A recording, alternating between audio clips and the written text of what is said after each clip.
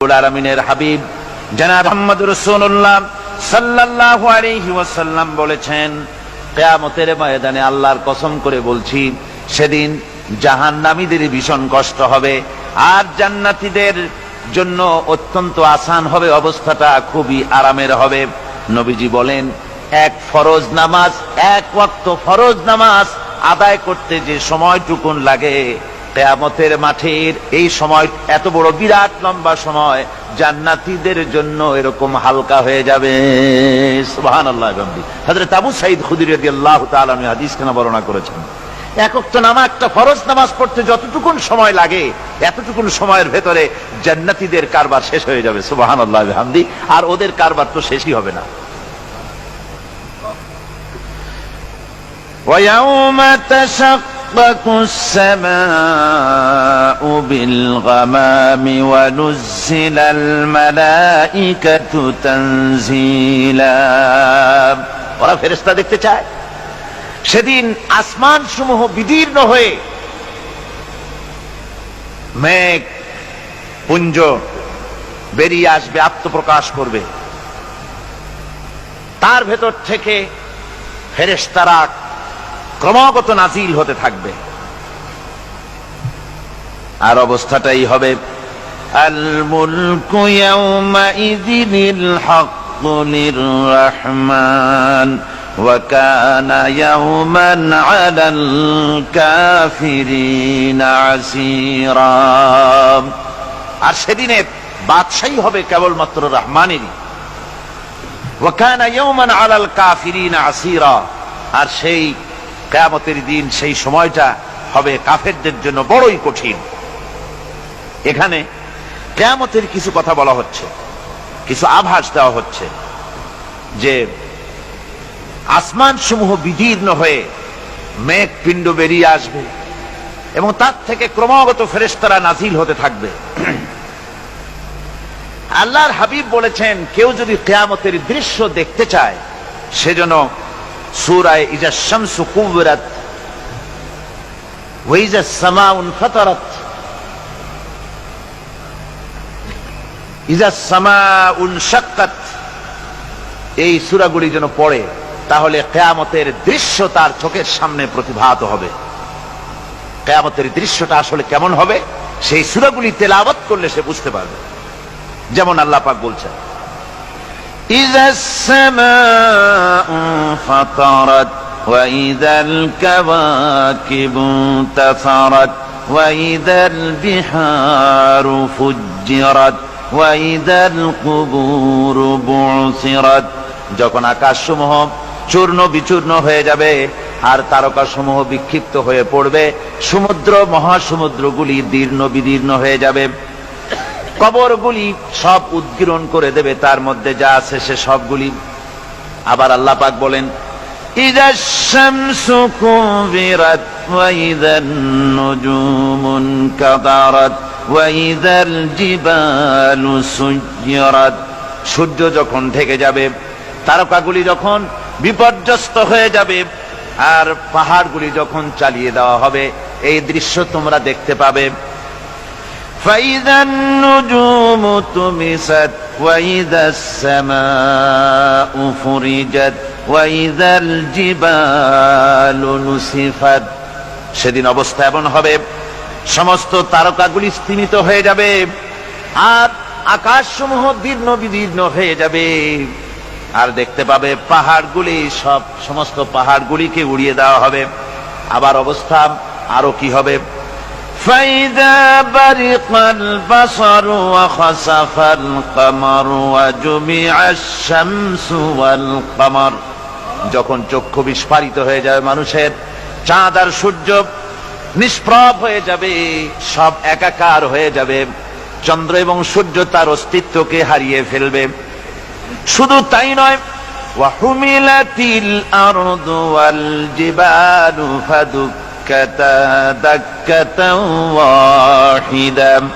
জমিন ও পাহাড়গুলির মধ্যে সংঘর্ষ লাগিয়ে দেওয়া হবে আর তা এক ধাক্কায় জমিন এবং সমস্ত পাহাড়গুলি চূর্ণ বিচূর্ণ হয়ে যাবে।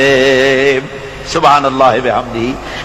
আল্লাহ রাব্বুল আলামিন বলছেন, এইভাবে করে কিয়ামতের দৃশ্য, বিভীষিকাময় দৃশ্য তোমরা দেখতে পাবে। আর সেদিনের রাজত্বটা কার হবে? আল মুলকু ইয়াউমাইযিনিল হাক্কু লির-রাহমান। সেদিনের রাজত্ব হবে কেবলমাত্র রহমানের। অর্থাৎ যেসব কৃত্রিম বাদশাহী দেখে তোমাদের চোখে ধাঁধা লেগে গিয়েছে, তোমাদেরকে দুনিয়ার বাদশাহী দেখে তোমরা ধোঁকায় পড়ে গিয়েছো, এসব বাদশাহী কিছুই টিকবে না সেদিন। সেদিন শুধু বাদশাহী থাকবে একমাত্র আল্লাহ পাকের। কার থাকবে বাদশাহী? জোরে বলেন কার?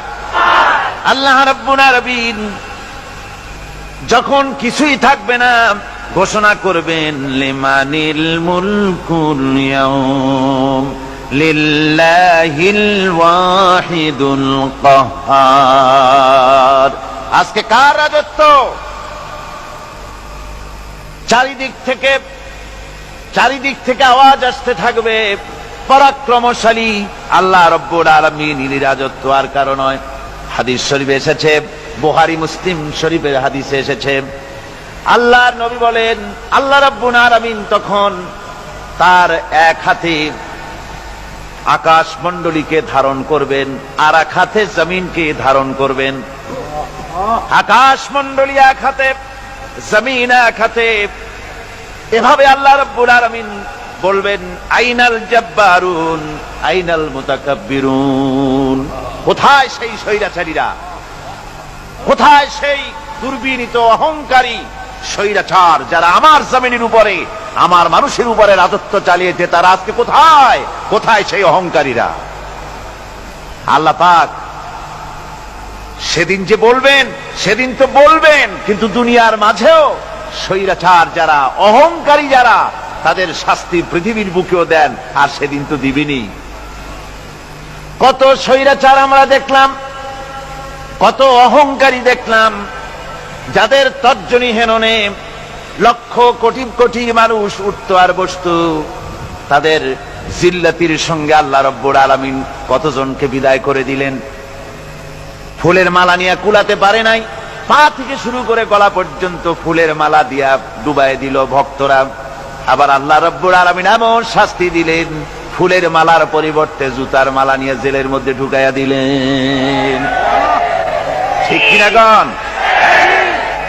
অহংকারী আর স্বৈরাচার যারা হয়, আল্লাহ পাক এভাবে তাদের দৃষ্টান্ত দেখিয়ে দেন। আমরা কত দেখলাম, 9 বছরের রাজা, 10 বছরের সাজা। পৃথিবীর বুকে যারা অহংকার করে, যারা স্বৈরাচার হয়, আল্লাহর আইনকে যারা বৃদ্ধঙ্গুষ্টি প্রদর্শন করে, আল্লাহ পাক তাদের জমিনেও দেখান। এখানে চূড়ান্ত ফয়সালা আল্লাহ করেন না, আসল ফয়সালার জায়গা তো আছেই, তবে এখানে নমুনা দেখায় দেন। কিন্তু মুশকিল হচ্ছে, ইতিহাসের সবচাইতে বড় শিক্ষা হলো ইতিহাস থেকে মানুষেরা শিক্ষা গ্রহণ করে না।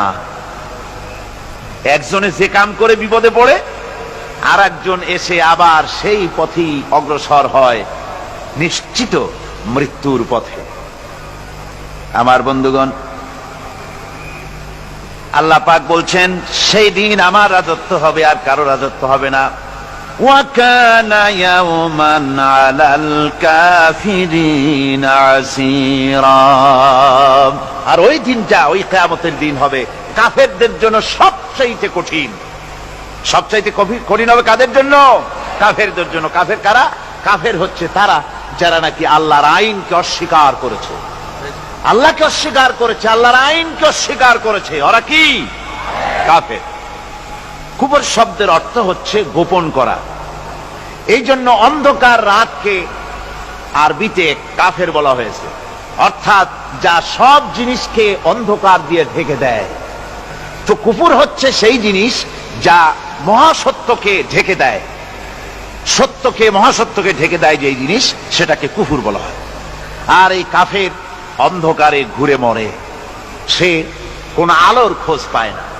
আল্লাহ রাব্বুল আলামিন বলেন, কাফেরদের কথা এখন শোনাচ্ছেন আল্লাহ পাক, ওয়াল্লাযীনা কাফারু আউলিয়াউহুমুত তাগুতু ইউখরিজুনাহুম মিনান নূরি ইলাজ যুলুমাত।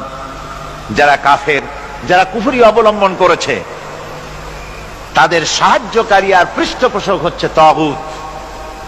তাগুত বলা হয় সেই শক্তিকে যে শক্তি শুধু নিজেই আল্লাহর আইন অমান্য করে বসে থাকে না, বরং অন্যদেরকেও আল্লাহর আইন অমান্য করতে বাধ্য করে।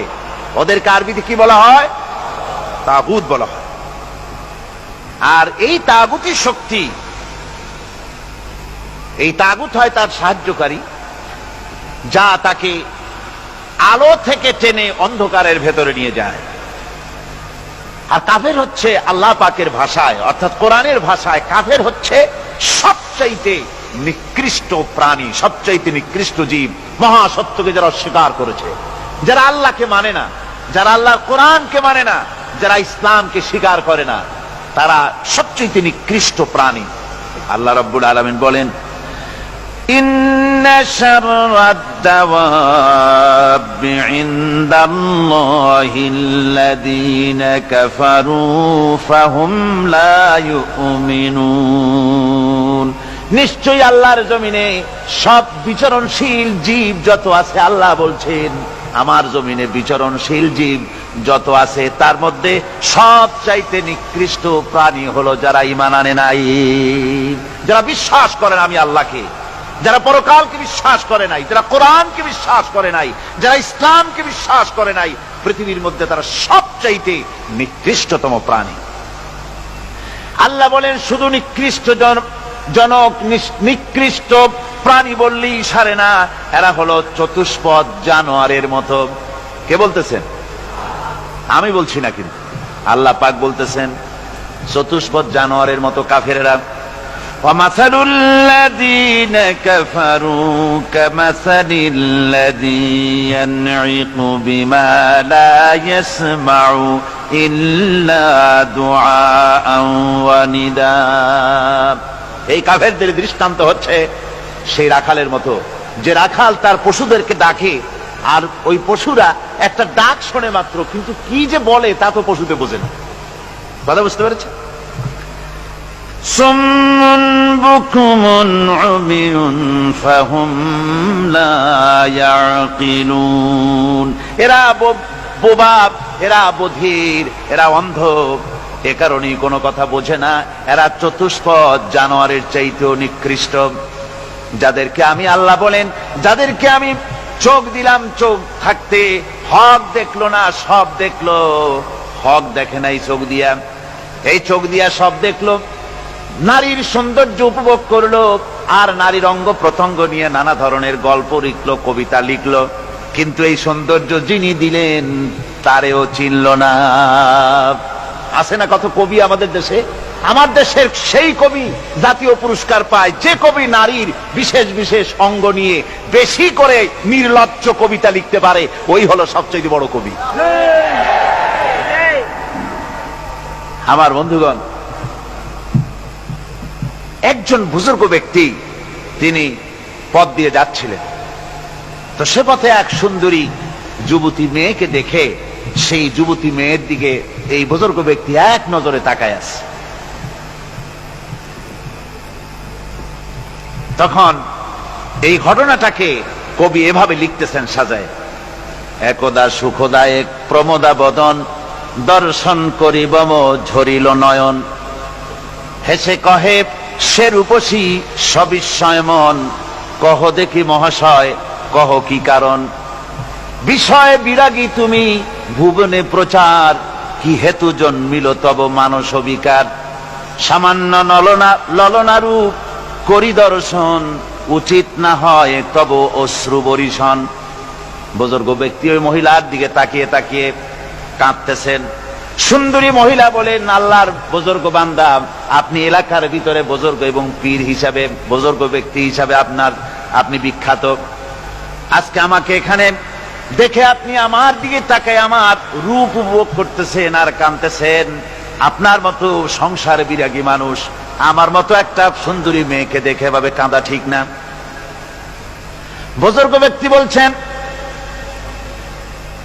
হেসে কহিলাম বালে করহ শ্রবণ, নেত্র ঝরে তবু হেতু ভেব না এমন, যে শিল্পী রচিল ওই সুধাংশু বদন, তাহার তরে ঝরে নেত্র নয়নে জীবন। ও আল্লাহর বান্দি, আমি তোমাকে দেখি কান্দি না, আমার চোখে পানি বেরিয়ে গেছে। তোমারে দেখে আমি মনে মনে ভাবলাম, এত সুন্দর করে যিনি মানুষ বানিয়েছেন, না জানি ওই আল্লাহ রব্বুল আলামিন কত বড় সুন্দর।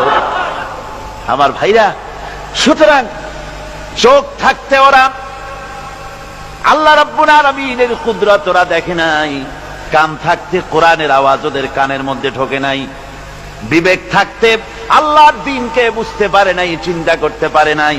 আল্লাহ রাব্বুল আলামিন বলেন, উলাইকা কাল্লানাম, এরা হলো চতুষ্পদ জানোয়ার, বালহুম আদাল, শুধু জানোয়ার না, জানোয়ারের চাইতেও নিকৃষ্ট। এমনই জানোয়ার, আল্লাহ বলেন শুধু জানোয়ার না, জানোয়ারের মতো শুধু খায় জনমের মতো। ওয়াল্লাযীনা কাফারু ইয়াতামাত্তাউনা ওয়া ইয়াকুলুনা কামা তাকুলুল আনআম, এই কাফেরগুলির কাম শুধু ফুর্তি করা, গান বাজনা, নাটক, গল্প, এই সব কাজ তাদের। নামাজ নাই, রোজা নাই, আল্লাহর চিন্তা নাই, তাহাজ্জুদ নাই, পরহেজগারি নাই, শুধু গান আর নাচ। দেখেন না ফুর্তি। এই যে 1 জানুয়ারি রাত 12টার সময় আমার ঘুম ভেঙে গেল, এই যেখানে আমি ছিলাম, বিকট আওয়াজ। আমি মনে করলাম পাশের বাড়ি বুঝি ডাকাত পড়ছে।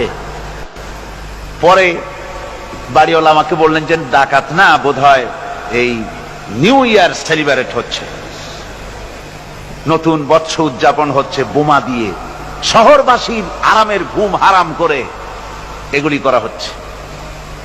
এ তো গেল 1 জানুয়ারি। আর যখন আমাদের নিজেরটা যখন আসে, অর্থাৎ 1 বৈশাখ, তখন দেখছেন অবস্থা 1 বৈশাখে। এবছর আমাদের দেশে 1 বৈশাখে ঢাকায় যে দৃশ্য আমি টিভির মধ্যে দেখলাম, তাতে আমার মনে হয়নি যে 12 কোটি মুসলমানের দেশে রাজধানীতে এই দৃশ্য হচ্ছে। আমার মনে হচ্ছিল এটা বুঝি কলকাতা অথবা অন্য কোন শহর হবে। আমি দেখলাম সমস্ত যুবক যুবতী, নারী পুরুষ, বিভিন্ন বয়সের লোক সব একসঙ্গে রাস্তায় নেমেছে, নাচতেছে। তার মধ্যে বুদ্ধিজীবী আছে, শিক্ষিত লোক আছে, সমানে নাচতেছে। আর তাদের মুখোশ পরা, বানরের মুখোশ, কুকুরের মুখোশ, শূকরের মুখোশ, ঘোড়ার মুখোশ, পাপী শিয়ালের মুখোশ, এই মুখোশ পরে এভাবে নাচতেছে। আমি চিন্তা করলাম, নববর্ষের সাথে কুত্তার মুখোশের সম্পর্ক কি? নববর্ষের সাথে পাতি শ্রীগালের মুখোশের সম্পর্ক কি? তাহলে ওরা কি বলতে চায় যে আগামী বছরটা আমরা কুত্তার ভূমিকায় অ্যাক্টিং করব, অথবা শ্রীগালের মতো ধূর্তামি করব জাতির সাথে? তারপরে কি করলো? সকাল বেলায় যুবক যুবতী 1 বৈশাখ সূর্য উদয়ের আগে রমনা লেকের পাড়ি গিয়ে সব দাঁড়িয়েছে বাসন্তী রঙের শাড়ি পরে। তারপরে সেখানে দাঁড়িয়ে সূর্য উদয়ের পানে তাকিয়ে সকাল বেলায় ভাবে করজোর করে বলছে, এসো হে নববৈশাখ স্বাগতম হে। নববৈশাখ অলক্ষে বোধহয় এটা শুনে বলতেছে, বাবাজিরা আমারে ডাকতেছো, অপেক্ষা করো, আমি আসতেছি। আমারে ডাকতেছো, আমি আসতেছি, কোমরে গামছা বেঁধে আসতেছি, 225 মাইল স্পিডে আসতেছি, 30 ফুট উঁচু জলোচ্ছ্বাস নিয়ে আসতেছি, নববৈশাখের মজা সাত চাকায়। আমার ভাইরা, মুসলমান নববর্ষ উদযাপনের সাথে মুসলমানের কিসের সম্পর্ক? মুসলমান যদি এই দিন উদযাপনই করে, তাহলে তাকে করতে হবে ফজরের নামাজ পড়বে। মুসলমান নববর্ষ উদযাপন করবে, ফজরের নামাজ পড়বে, তারপরে কোরআন শরীফ তেলাওয়াত করবে, দরুদ শরীফ পড়বে, আল্লাহর দরবারে হাত তুলে বলবে, রব্বুনা রাব্বিন, 1 বছর পার করে দিলাম, নাফরমানি ছাড়া কিছুই তো করি নাই, বিগত বছরে যা করেছি মাফ করে দাও, আগামী বছরটা গোটা জাতি আর দেশের জন্য কল্যাণকর মঙ্গলময় করে দাও। এটাই তো বলা উচিত ছিল নাকি বলে? তা না করে, তা না বলে, বৈশাখের পরিচালককে না ডেকে সরাসরি বৈশাখকে আহ্বান করা হয়েছে। আর বৈশাখ আহ্বান করার মজা জনমের মতো দেখাই দিয়েছে। আল্লাহ রাব্বুল আলামিন তাই বলেন, কাফেররা তাদের কাজ হলো শুধু খাওয়া, তারা এমন খাওয়া খায় জনমের মতো খায়। ইয়াকুলুনা কামা তাকুলুল আনাম, জানোয়ারে যেমন খায় ওই রকম খায়। তার মানে খায়, একটু বিসমিল্লাহ কয় না, খায়া যখন ছেড়ে দেয় তখন আলহামদুলিল্লাহ বলে না, বাহাত দিয়ে খায়, আবার বাহাত দিয়ে খায়। ডাব একটা কাটলো, বিসমিল্লাহ নাই, খাইলো, 2-4 ঢোক খাইয়া পুরা ডাবটার ফেলাই দিল। ডাবটা কি তোমার বাজান তৈরি করছিল নাকি? একটু বিসমিল্লাহ বললা না, একটু শুকরিয়া আদায় করলাম।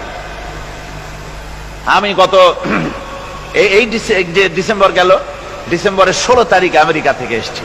ওখানে দেখলাম তারা প্রতি নভেম্বর মাসের শেষ বৃহস্পতিবার থ্যাঙ্কস গিভিং ডে অবজার্ভ করে। তা আমি জিজ্ঞেস করলাম, থ্যাঙ্কস গিভিং ডে জিনিসটা কি? ওরা বলল, এটা হচ্ছে এই যে গড আমাদেরকে সারা বছর ভালো খাওয়াইছে, আমাদেরকে ভালোভাবে পড়াইছেন, সুন্দর রেখেছেন, এই জন্য আমরা গডকে থ্যাঙ্কস দেই নভেম্বরের এই শেষ দিনটিতে। সারা বছরের ভালো খাইছি, ভালো থাকছি, এই জন্য গভর্নমেন্টকে মানে গডকে থ্যাঙ্কস দিলাম। আমি আমার আলোচনায় সেখানে বললাম যে দেখেন, রাশিয়ার সাথে আমেরিকার পার্থক্য তো এখানে, ওরা গডকে অস্বীকারই করেছে, গডই মানে না। আর এরা গডের নামাজ রোজা বা ইবাদত কিছু করুক আর না করুক, গডের অন্তত একটা ধন্যবাদ দেয়। ওরা ওদের ডলারে লিখেছে, ইন গড উই ট্রাস্ট, প্রত্যেকটা ডলারে লেখা আমরা গডে বিশ্বাস করি। তো শুকর আদায় করলে তো আল্লাহ বাড়িয়ে দিবেন।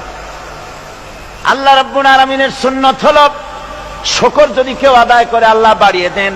লা ইন শাকারতুম লা আযীদান্নাকুম ওয়া লা ইন কাফারতুম ইন্না আযাবী লাশাদীদ।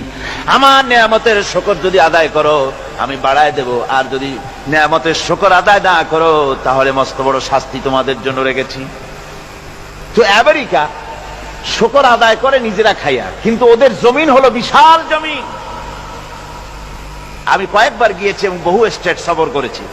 ওদের জমিন এত ফার্টাইল, জমিনে যদি রীতিমতো তারা ফসল ফলাতো, এই ফসল সারা দুনিয়ার দরিদ্র ভূমুক্ষ জনতাকে খাওয়াইয়া বাঁচাইতে পারত। কিন্তু ওরা তা করে না। ওরা করে কি? ওরা মুনাফার হার, বাজার দর ঠিক রাখার জন্য নির্দিষ্ট পরিমাণ জমিনে ফসল ফলায়, কিন্তু জমিন এতই উর্বর, ওদের মেজারমেন্ট করা, মাপ করা, হিসাব করা ফসল হয় না, ফসল হয় বেশি।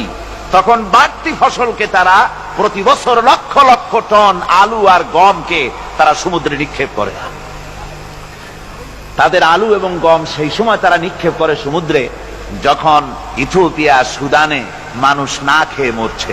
পৃথিবীর বিভিন্ন দেশে মানুষ ক্ষুধার যন্ত্রণায় যখন চিৎকার করছে, আর তাদের এই চিৎকারে আকাশ বাতাস ভারী হয়ে যাচ্ছে, তখন ওরা এই কামটি করছে। তাই আমি ওই প্রথম দিন বলেছিলাম যে রাশিয়া যেমন খান খান হয়েছে, অস্তিত্ব বিলুপ্ত হয়েছে আল্লাহর সাথে নাফরমানি করার কারণে। আপনারা বলতে পারেন কমিউনিজম কি একটা সহজ ব্যাপার? একটা বিরাট শক্তি, পৃথিবীর বুকে কত দেশ তারা ডমিনেট করতেছিল। কোন যুদ্ধ নাই, কোন রক্তপাত নাই, বিনা ধাক্কায়, বিনা বাতাসে, বিনা ঝড়ে বিশাল মহিরুহু চিৎপটাং। এটা হলো কেন? কেন হলো রাশিয়ার এই দশা?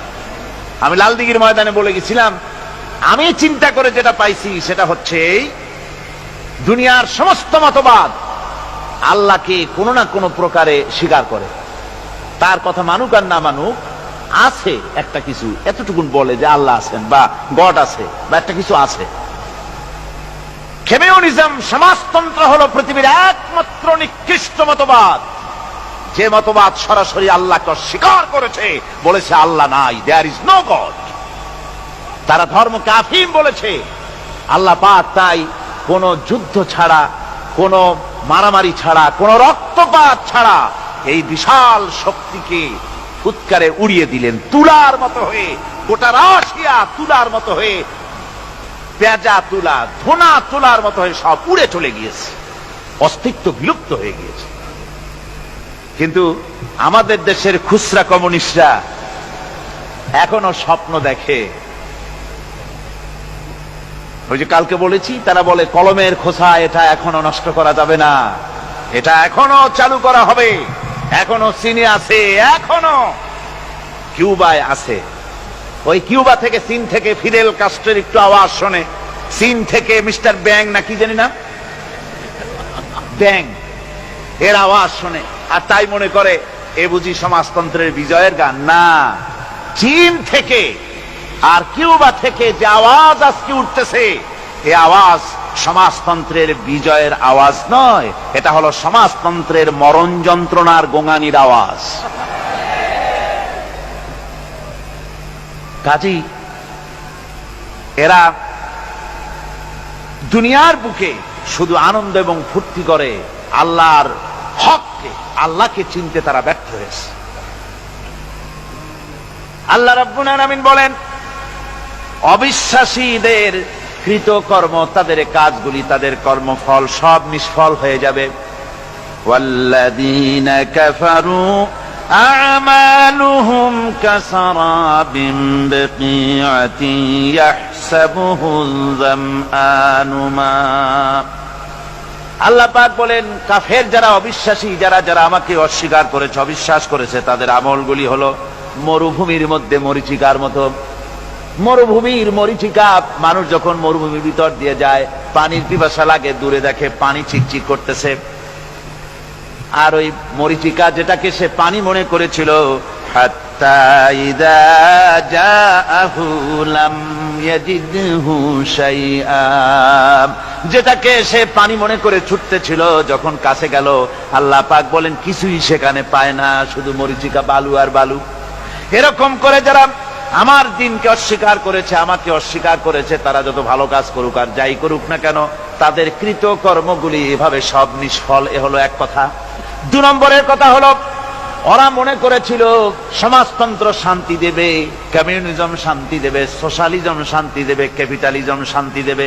এই শান্তির চিন্তা করে অগণিত মানুষকে হত্যা করে সমাজতন্ত্রের রাজত্ব যখন কায়েম করলো, 70 বছর চলে গেল, তারপরে তারা দেখলো হাত্তা ইযা জাআহু লাম ইয়াজিদহু শাইআ, কিচ্ছুই পেল না। তারা ক্ষুধার যন্ত্রণায় মরলো, কাপড় নাই, খাবার নাই। তারা ওই রাশিয়া থেকে, চেকোস্লোভাকিয়া থেকে, যুগোস্লাভিয়া দিয়া, রোমানিয়া থেকে, হাঙ্গেরি এবং পোল্যান্ড আর মঙ্গোলিয়া থেকে, সেখানে সমাজতন্ত্র তাড়াতে আমরা যাই নাই। আমরা সেখানে সমাজতন্ত্রের বিরুদ্ধে তাফসীর করি নাই, ব্যাখ্যা করি নাই, বক্তব্য রাখি নাই। ওই সব দেশ থেকে সমাজতন্ত্র তাড়াইছে কে? কারা তাড়িয়েছে?